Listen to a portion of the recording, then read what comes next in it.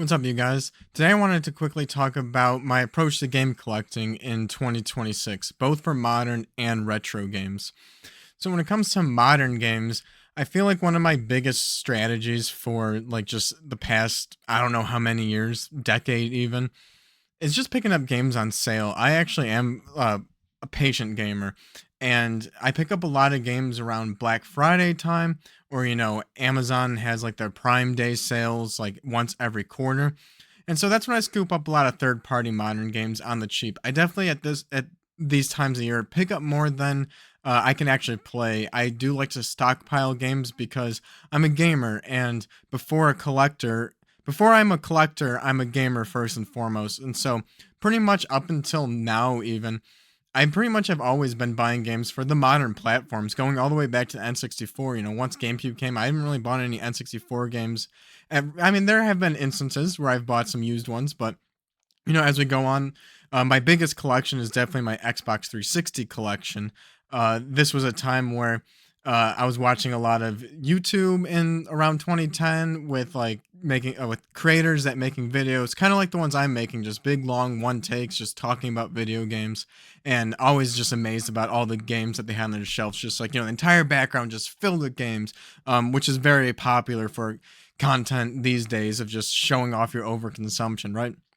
And so at that time, I kind of like it was kind of like a bit of I was also an achievement hunter, so I definitely like to pick up a bunch of games to get more achievements. And I would go to the retro stores or the used game stores and like GameStop, and like if I can find a used game for $5, like I wanted it because it just made the shelf bigger. So Xbox 360 is definitely my biggest collection, and so on and so on.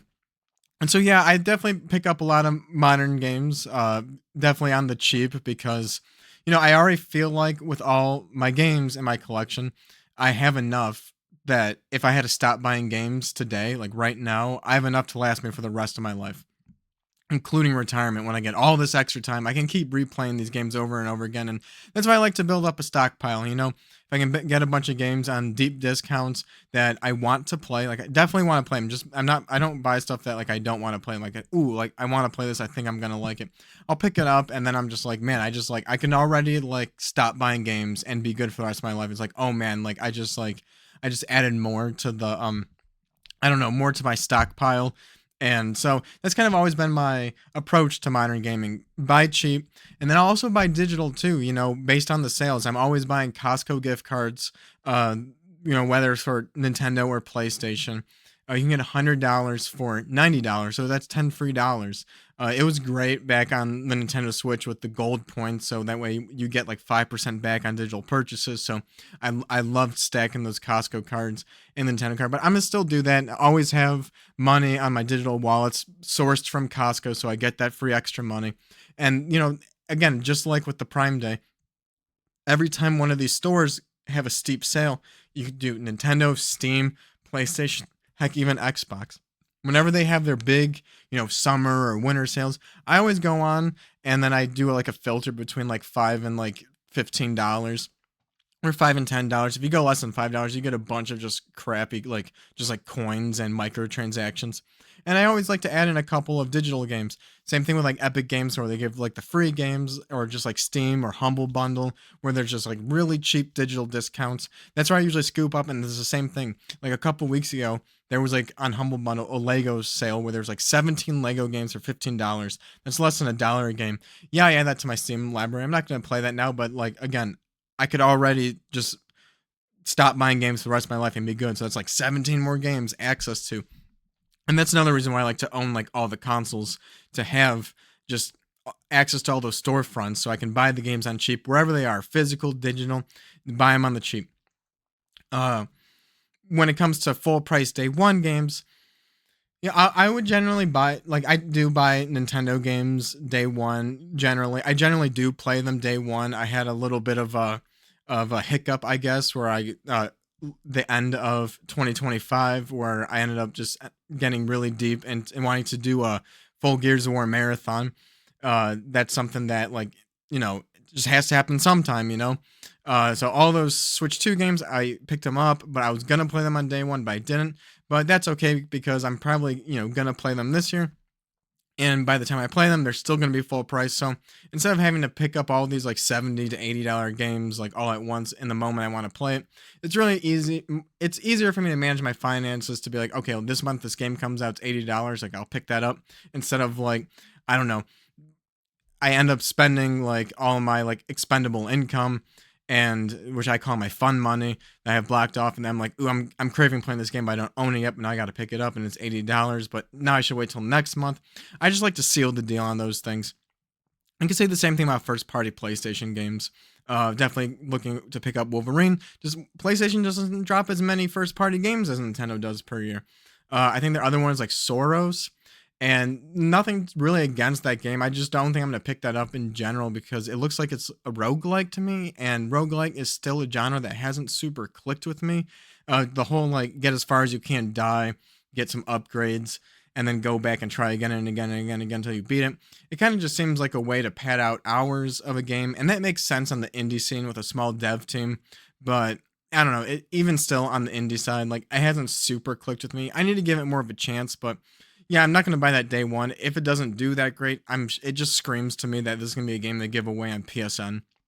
And so, yeah, that's fine. I definitely say subscribe to PSN because they give the free games. I used to do that with Xbox and Game of Gold, and a lot of my Xbox library were free games with Games of Gold. I know you have to still be subscribed to PlayStation now to actually utilize those games, but it kind of builds me like my own Game Pass library. So for as long as that lasts, so definitely like to play a couple of those here to just get my money's worth. Because if I don't play them, then I'm not getting my money's worth from it. But I do like adding those to my library, and who knows if that'll be around by the time retirement comes around. But keep growing my pile. But in terms of like modern gaming, I think like besides games in general, I also like to generally add something to my hardware. Because gaming's the most important to me versus just collecting. And so, in a way, like hardware is part of your game collection, right?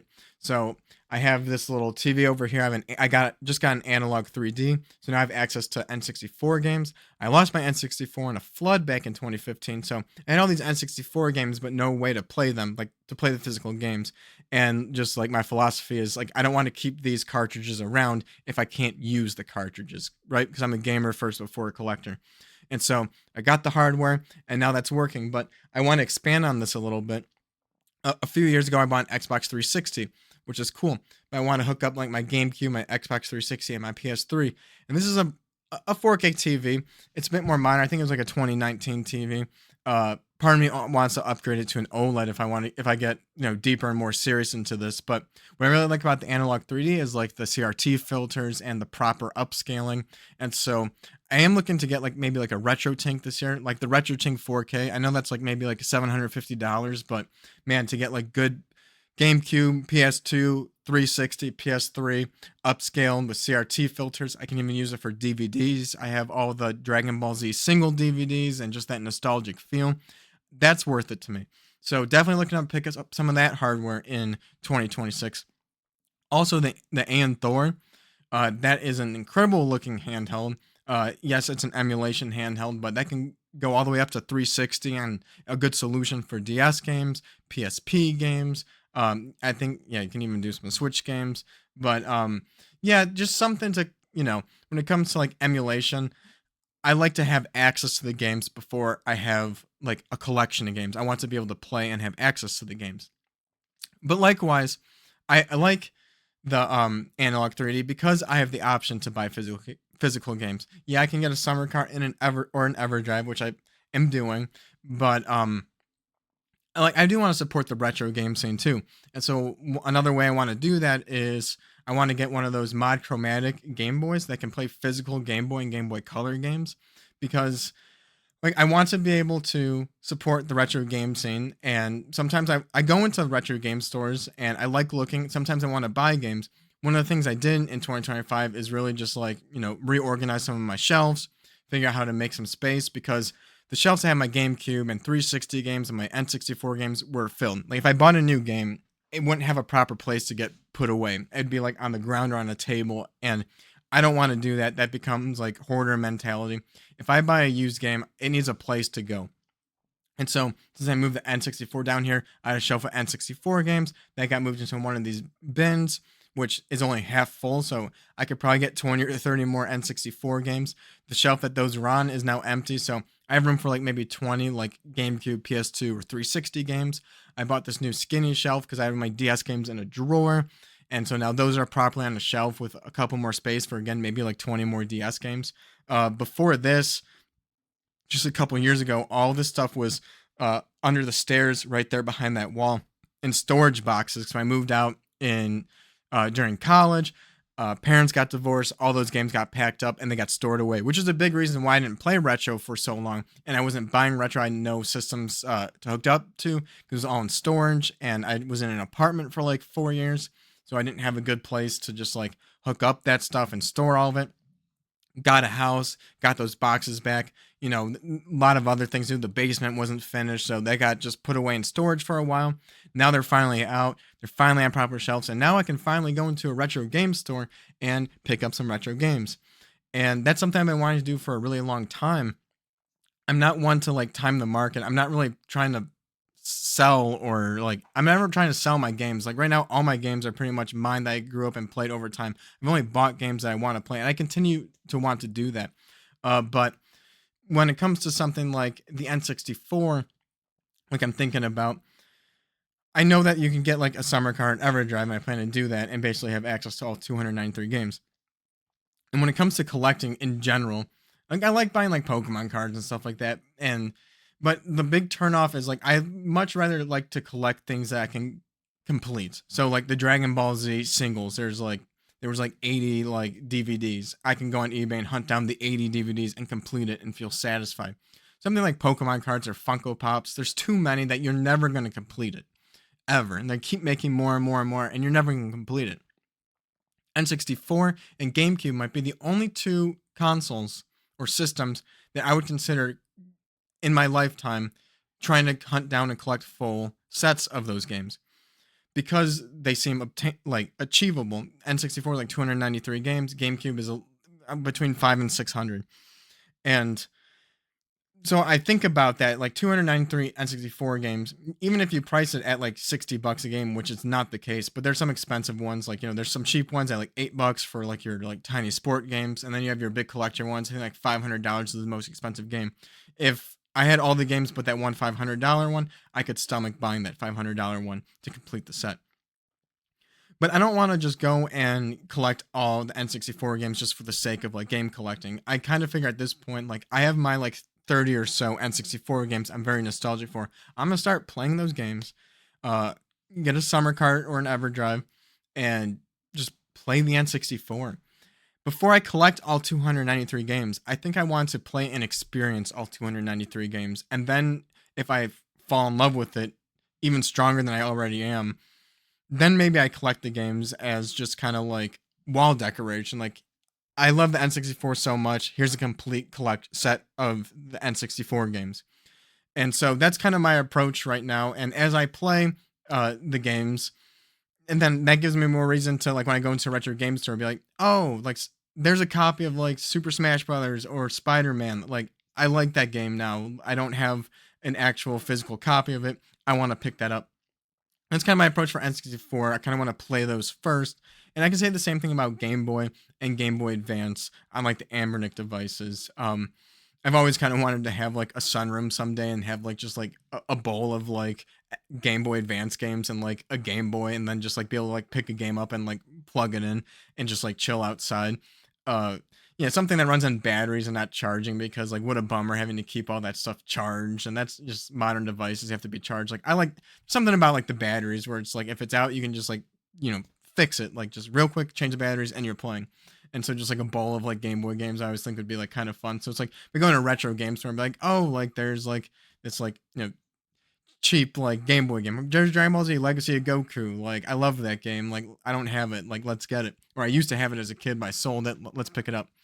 Um, Consoles that I don't love emulating for that I think I would want to pick up and add to like just my shelf over time would be like GameCube, PS2, Xbox 360, PlayStation 3. Uh, I'll dabble in that stuff. Like I like Dolphin. I dabble in it, but Yeah, it's just like I don't know. I do like playing. It doesn't have to be original hardware because I'm loving the analog 3D. But like I don't know. I think the retro tink and like a GameCube or a Wii, like plugging it all through that, getting the CRT filters, putting it on the TV. I think I'm gonna have a much more fun experience with that than I do like trying it out on like Dolphin or something. Um, and so those are games that more I'd be looking forward to, like, oh, like there's Ultimate Spider-Man GameCube. Like that's one I really want to play. I had it, and that's one of my like lost GameCube games that like I had as a kid. Like I only have like a couple that I lost. I saw that at a retro game store a few months ago, and it was like the player choice, $50. If it wasn't player choice, I might have picked it up, but it was player choice, and I was like, I didn't have my shelf cleaned out yet, so I had no place to put it. I'm like, I'm not ready to do this yet, because I think that's another thing is I don't want this channel to become like, oh, here's my recent pickups because I like watching other channels that do like game pickup videos, but I also am just like, there's no way this person's playing these games, right? Like they're collecting them and adding them to like their collection, and then years later they're like making a video that they're selling off their collection. And so yeah, I definitely would want to like pick up games I want to play. I'd rather post videos talking about games that I have played and like either I completed or just like I've played enough that I'm satisfied with. And yeah, just GameCube, PS2, like those. Too nostalgic for those systems that like I will enjoy it playing on. Like I saw my GameCube, saw my PS2, saw my Wii, and so I kind of want to play on those. And those are definitely ones I think that I would pick up without having played it because like yeah, I can get like a modded Wii or something like that, and maybe that'd be something I do over time. But like right now, I think I do want to support just like the retro game scene and like the local game stores, and so those would be games that like I would pick up. Like I would blind buy a GameCube game that I have wanted to play, but I'm gonna play for the first time, as opposed to the N64. I think I'm gonna like play it first and then maybe collect later. Because like again, even the N64, you see like big serious N64 collectors, and they still use summer carts and EverDrives anyway because they don't want to damage the cartridges. And so like at that point, like the N6, like those games are just collector items anyway. Um, Even though I would want to play them, like I think it's ridiculous people posting pictures of like they're collecting GameCube games and they're like in just like plastic wrap. Like I don't know. I just want to play my games and then like die someday. Like I don't really care if it has damage from dust. Like as long as the game works, then awesome. I'm not saying like I'm gonna like not take care of my stuff, but like I don't know. I'm not trying to lose sleep or like hold these games with like gloves on or anything like that. Like I still have my N64 games loose. They've been just in bins. Like the pins have been exposed for decades now. And like I cleaned the first couple on the analog 3D. It came with some like cleaner and it was filthy. But then I was just like, do I really need to do this? And other games I tried out, put in, they load up just fine. So it's like, yeah, whatever. And so yeah, so uh big focus of my game collecting this year is I haven't really bought retro games in a very long time. I think when I'm all set up to pick up some GameCube and PS2 and like 360 games, and I have a place to put them on a shelf, keep it organized. If that shelf gets filled up, then I'm gonna stop unless I can figure out a different solution for this house. uh N64, I definitely plan on playing a lot of N64 this year. I'm having a lot of fun with that. And yeah, I think I kind of want to make that one of my goals is to play all 293 games before I go out and collect all 293 games. So, because maybe I play all 293, I'm like, I would only want to collect like, or add to my collection some physical ones that like I really liked. And maybe there's more that I didn't like than I do like. Again, I only have like maybe 30 or so N64 games. So I might not like the rest of the library. Uh, yeah, but like at the same time, like yeah, N64 and GameCube would be the two systems that I would be like, it'd be cool. I feel like if I had $1 billion, like those would be the two systems I'd be like, yeah, I have complete. This is a complete N64 collection. This is a complete GameCube collection. Everything else, like the DS, the PlayStation 1, PS2, 360, they have too many games. Where I would just want to have a curated collection, and anything like beyond that curated collection, then the Aeon Thor would be a good solution for something like that, or you know, any other kind of like emulation console, or even like a homebrew or something. Which I don't know if I will uh do like the modded systems this year. Maybe that'd be a 2027 thing for me, possibly. Um, and yeah, then like modern games like. I don't like the modern gaming scene right now that much, but there's only so much we can do about it. If a game's worth buying day one, like I'll buy it. Not and I'll buy it because I want to play it. You know, that's first and foremost. Um, and just like yeah, try not to over consume on day one buys. I'll buy up and scoop up the ones that go on sale. Um, yeah, but not like anything day one that I don't know. Assassin's Creed Shadow day one or Call of Duty day one, like those. That's the most ridiculous thing that I can think of is buying those games day one. Like those are gonna drop so far in price.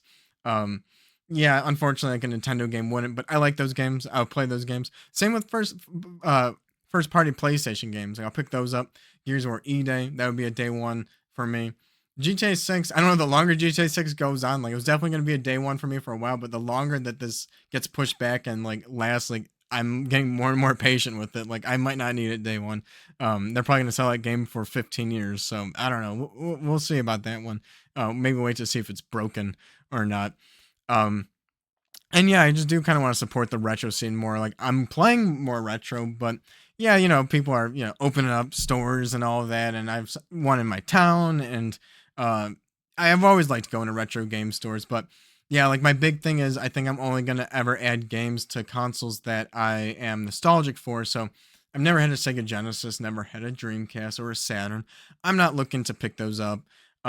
I don't have a Super Nintendo right now. I had a used one that I got on eBay back during like the GameCube PS2 era. I did get into retro gaming for a little bit. I wanted to play Super Mario RPG, and I got a Super Nintendo.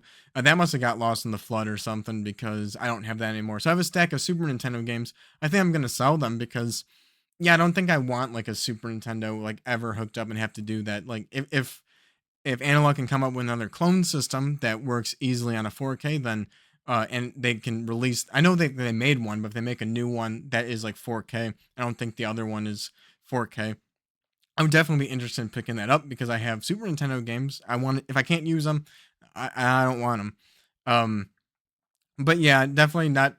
I'm personally not too worried about like the market, the retro game market. I want it to come down so I can buy for when I buy games. Like, why would I want to pay more than I need to? But yeah, I don't know. I've been looking around on eBay. It's like some N64 games are like $30 or something. I'm just like, if I want to play it, then I might pick it up. I'm not gonna just like stress or lose sleep over like the price of anything. But yeah, it just sucks that like it is going up and people treat them more as a collector's item. If they go up too high, then just like Anthor, Ambernick, that is what it is. Homebrew console. We'll see, but yeah, I'm probably gonna do a little more collecting this year. Definitely physical, like Switch 2 games, definitely buying a lot of physical, but that's all because of the shareability. Even if it's a game key card, like the shareability is the number one thing for me now. And yeah, I like the GameCube and PS2 games, and so like I don't know, Dolphin doesn't do it with me. I know I played like Mario 64 on like Project 64 before, and it did not like that didn't hit me in the feels when I played it on 3D All Stars on Switch 2 or on Switch 1. That hit me in the feels, but Analog really hit me in the feels. So I don't know, something about like PC playing them on a PC doesn't feel right to me. Um, Maybe it's just like having to go through Windows and boot it up and all those extra steps. It's just I don't know. I don't like it as much. When you're playing games, you should enjoy it. So yeah, I don't think I don't foresee me doing any pickup videos. If I do, maybe it'll be like one because like maybe I only do this one time. Uh, and same with like DS. Like I have some space for DS games. There's a couple DS games I do want to get. And yeah, I just like part of me wants to just go into a store and pick up games and even like when my kids get older, not this year, but when they get older, like I would want to give them like that retro game store experience because it's fun, right? And just get more familiar with some of these older libraries and maybe even the prices. So if I'm out and about and maybe I go into a retro game store for the first time, because I've been going into these stores for decades, and I just never buy anything. Uh, but I think I will this year a little bit. And yeah, that's pretty much just kind of like my headspace for game collecting in 2026. Let me know what you think. Are you one to just like completely just like fill up your walls with games? Do you play all those games, or like what kind of percentage of those games have you played? I definitely have a stockpile of games I haven't played, but yeah, I haven't really hunted them down for the retro games, because like the longer you wait, it's just like oh man, I hate that I'm gonna say this right now, but there might be like a remake or a remaster of it, and it's not necessarily that like I think that's uh like going to be the better version of it. It just might be like a more accessible version. Like let's look at like the on Switch. Switch has so many collections, like the Mega Man collections. I think I just picked up the Tomb Raider collection a couple weeks ago. It was on sale digital for like $9 for Tomb Raider 1, 2, and 3. Like I never had those games uh or played them as a kid. So instead of like buying them on PS1 and just having them sit on the shelves because someday I want to play it, it's like I'm not nostalgic for them. So like the Switch version is like totally fine. Like in this retro setup, I think I might set up one of my Switch ones on here because those collections are so good. Like the Mega Man collections, where it's like 8 games like in one, and they go on such big sales for like $8. So it's like, yeah, instead of having like a stack of NES cartridges for the Mega Man games, because I'm not like that nostalgic for those systems, like just like waiting longer, like now they're on modern platforms like Switch. Oh, and they're like super deep discounts on digital. I'm cool with it. Or then they can come up on Humble Bundle, on Steam sales, and all that. So that's kind of like over the years, like that's probably why I haven't like gotten too deep into retro game collecting, because just like with modern games and re-releases, they become so much more accessible, and I can stockpile them very cheap. And now that I'm actually like thinking about going back, it's like I don't need to like FOMO into N64 collecting. Like I'm gonna play the games, see if I like it and love it, and then maybe I can pick up as more of a collector item, as like a wall decoration, but not just wall decoration. Like I need to make sure I have a system set up where I can actually use those cartridges. I don't want to be like, oh, here's a complete N64 collection, but I just really love like Mario 64 and Ocarina of Time, but like, yeah, and I love it so much. I got all the N64 games, but I haven't played all of them. You know what I mean? But yeah, like definitely, I don't want to make the whole year about N64. Kind of, I'm playing a lot right now because it's there, but I definitely want to keep working on the setup. So that means I'm gonna have to figure out my GameCube, my PlayStation 2 solution, Xbox 360, and get it all wired and hooked up here, and play it. I'm gonna hook up a system and play a game on it, test it out, and just like. And just enjoy gaming. So gaming first, collecting second. That's always kind of been my motto, I suppose, or my philosophy. And yeah, we'll see. I mean, maybe there'll be a pickup video. I don't know. We'll see. But definitely don't want the sole focus of this channel to be like overconsumption or anything. But I do like collecting games. I do like just having access to games to play, and maybe that's part of it. Maybe like I think collecting can even be like digital. Can even be like emulation. Just like collecting, like I don't know, just building my like fortress of games that and access and just entertainment, like that, like you can't take away from me. As computer parts get more expensive and the consoles get more expensive, and eventually if games just become streaming, then that's probably going to be like where I draw the line, like, and I can just live off of this stuff. So I don't know. The collecting is more like I'm building up my defenses, and so that's where like some of the hardware comes in. Like hopefully, gonna pick up that retro tank and Thor, get that all that set up, and just build up my defenses. And that's what I kind of consider collecting, is just having access to games you love to play. Um, and like another thing, like when I go to like those retro game stores, I think I want to look at, like, if I go to GameCube or PS2, I want to kind of go franchise focused. Like I like Spider-Man games and Dragon Ball Z games. And so like those would be kind of things that'd be like, oh, I want to like collect all the Dragon Ball Z games or collect all the Spider-Man games. So it'd be like Spider-Man N64. Oh, I have the N64 hooked up. That's one of the things, I'll pick up that Spider-Man game. Like my PS2. I think there's like 9 Dragon Ball Z games on the PS2. I think I have like 5 of them. So if I see those other ones, good and a good price, I'd be like, oh, cool, I'll pick that up because I want to like play all the Dragon Ball Z PS2 games, and those are like, I don't know, those IPs that like I really like would be good representation of me. That's a good candidate for curation. Not necessarily like, oh, here's this like JRPG that everybody online says it's good, therefore I need to get it.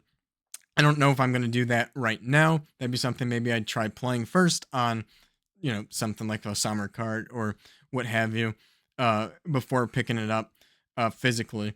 But when it comes to like IP that like I know I like, such like Spider-Man or Dragon Ball Z, where I could just be like, I want to play all the Spider-Man games or like all the Star Wars games or all the Dragon Ball Z games, then like, if I haven't played the game before, I could buy it because like, yeah, it could be like, here's a collection that I can complete. I can complete that collection. Here's all the Dragon Ball Z games. Here's all the Spider-Man games. Here's all the Star Wars games versus like, Xbox 360. Like, yeah, you can complete that, but it's like thousands of games. And it's like, I don't want like a whole wall dedicated to just like Xbox 360 or something where it's like most of the games I haven't even played or I don't even like. That's way bigger than like, I don't know, even like the N64 or GameCube games.